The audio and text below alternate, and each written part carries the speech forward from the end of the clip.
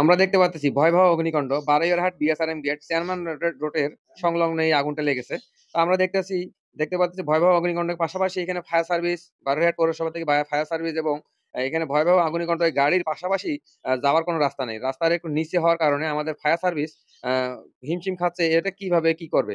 আগুনটা প্রায় লাগে 12টা থেকে 12:30টার মধ্যে। এখন বর্তমানে দেখা যাচ্ছে যে আগুনটা একটু কমছে, প্রায় ধোঁয়াটা যে একদম প্রচন্ড পরিমাণ ধোঁয়া দেখতেছেন আপনারা। একদম বিএসআরএম এর উল্টা পাশে যাকে বলে রেল গেট এবং ঢাকা চট্টগ্রাম মহাসড়কের হাই রোড।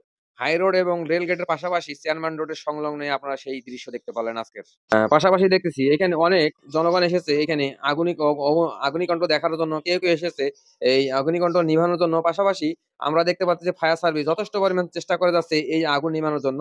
এখানে আসলে আমাদের যারা জনগণ যারা আছেন অবশ্যই আপনারা একটু যারা এইখানে দুর্ঘটনা যেখানে লেগে থাকে না কেন ওইখানে আপনারা যারা দর্শক যারা আছেন, তো অবশ্যই তাদেরকে যারা এবং আগুন নিভানোর জন্য এবং ফায়ার সার্ভিস কর্মকর্তা যারা আছেন তাদেরকে অবশ্যই সহযোগিতা করবেন এবং যদি ওদের ফিল্ড এবং ফাঁকা জায়গা হয় সেক্ষেত্রে ওদের কাজ করার জন্য সুবিধা হয়।